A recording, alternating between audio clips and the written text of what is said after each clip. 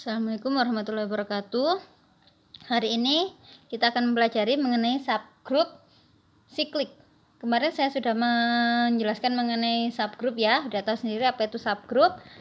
Lalu sekarang sebelum kita menuju ke subgroup siklik, saya akan menunjukkan dulu apa yang disebut dengan pangkat bilangan bulat.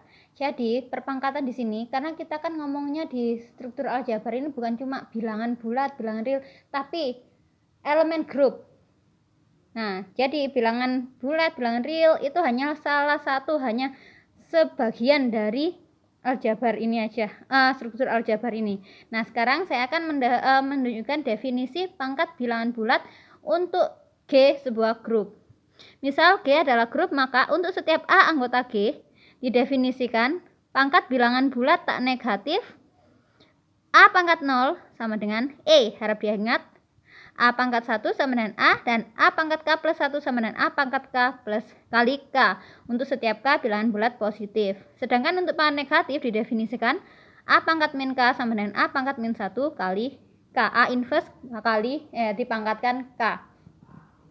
Nah, kalau kita biasanya belajar mengenai perpangkatan, pangkat itu adanya di perkalian. Tapi sekarang karena kita bicaranya di grup, jadi pangkat bisa ada pada penjumlahan. Bagi contoh, Z5 tanpa 0 terhadap perkalian itu adalah sebuah grup. Bisa dibuktikan sendiri ini nanti.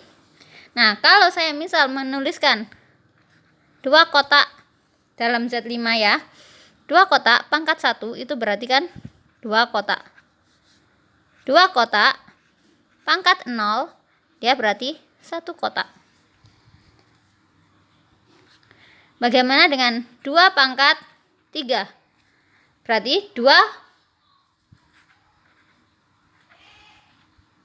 pangkat 2 kali 2. 2 pangkat 2 itu berarti 2 kali 2 dikali 2. Hasilnya berapa? 2 kali 2, 4. 4 kali 2, 8. 8 kotak di Z5 tidak ada. 8 kotak itu ekivalen dengan 8 modulo 5, berarti sisa 3. Jadi 2 pangkat 3 sama dengan 3. Ingat, 2 pangkat 3 sama dengan 3. Kalau kita ngomong Z5 terhadap kali. Bagaimana dengan Z6 terhadap jumlah? Atau kalau gitu kita samakan aja Z5 terhadap jumlah. Kalau Z5 terhadap jumlah, kalau kita ngomong 2 kotak pangkat 1, artinya 2 tetap. Sedangkan 2 pangkat 0, karena kita ngomongnya jumlah, elemen identitas dari Z5 terhadap jumlah adalah 0, maka 2 pangkat 0 adalah 0. Bagaimana dengan 2 pangkat 3? Berarti kita dapatnya 2 tambah 2 tambah 2. Berarti 6. 6 modulo 5 sama dengan 1. Nah, ini adalah perbedaan antara perpangkatan yang ada di grup dan perpangkatan yang selama ini kita pelajari. Kalau perpangkatan terhadap kali, hasilnya seperti ini. 2 pangkat 3, hasilnya ternyata 3. Tapi kalau kita ngomong Z5 terhadap jumlah, 2 pangkat 3 ternyata sama dengan 1. Harap diingat itu ya. Lalu sifat perpangkatan, misal X yang anggota G grup, MN anggota Z, bilangan bulat ya, X pangkat N ditambah dikali X pangkat min N sama dengan E. Nah, ini semua sama seperti perpangkatan pada umumnya. Hanya yang berbeda di sini, jika G grup abelian, harap diingat grup abelian itu berarti grup komutatif. Karena kemarin kan grup tidak menyertakan sifat komutatif. Nah, kalau ada grup yang memiliki sifat komutatif, itu disebut dengan grup abelian. Baru bisa ditulis XY pangkat N sama dengan X pangkat N kali Y pangkat N. Kenapa? Karena kalau kita punya seperti ini, misal X, Y, pangkatkan N, itu kan berarti XY, XY, XY sebanyak N. Nah, ini sebanyak N. Kalau dia abelian, maka X dan Y bisa dibalik sehingga X-nya semuanya di belakang atau X-nya semua di depan, Y-nya semua di belakang, jadi X pangkat N, Y pangkat N. Tapi kalau dia bukan abelian atau tidak komutatif, maka dia nggak bisa menjadi seperti ini.